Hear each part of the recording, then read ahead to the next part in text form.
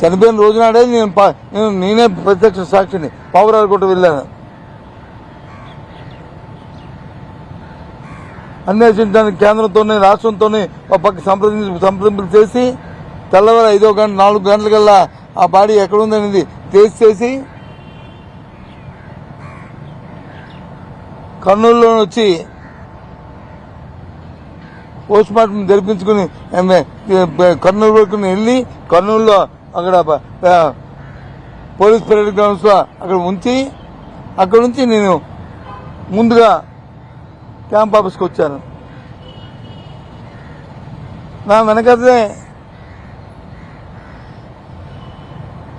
రాజశేఖర్ గారి తాలూకా ఆ దేహాన్ని తీసుకొచ్చారు, బాధదేహాన్ని పోస్ట్ మార్టం చేసి. నేను నా భార్య ఝాన్సీ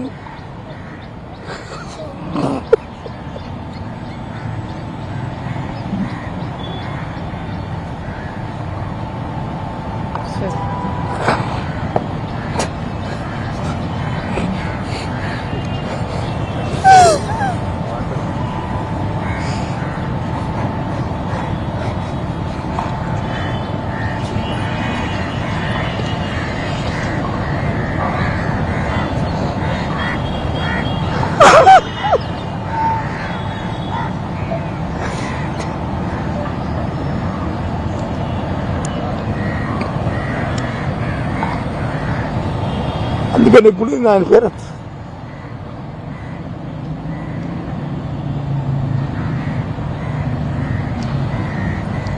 మా అనుబంధం అలాంటిది.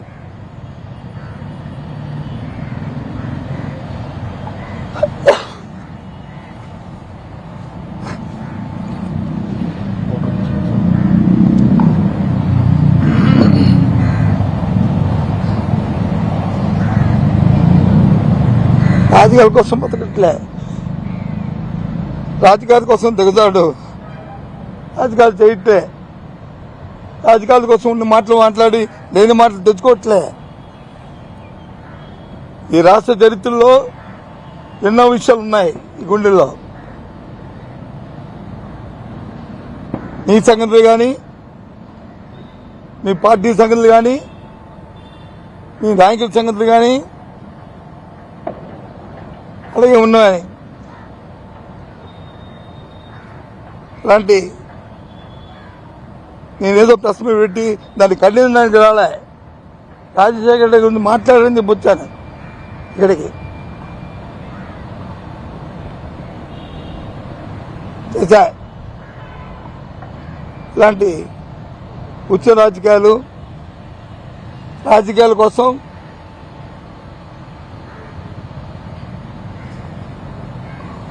పదవుల కోసం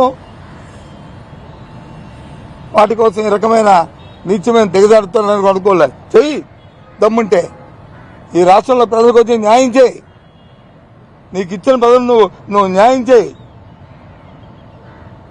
ఎంత పచ్చిగా నేను అబద్ధం ఆడుతున్నావు. మొదలుపెట్టి బోటుకి వెళ్ళినప్పుడు దానిలో ఎందుకు వచ్చి పోలీసులు వచ్చి పర్మిషన్ ఇచ్చారు, ఇప్పించానని చెప్తాం. ఎంత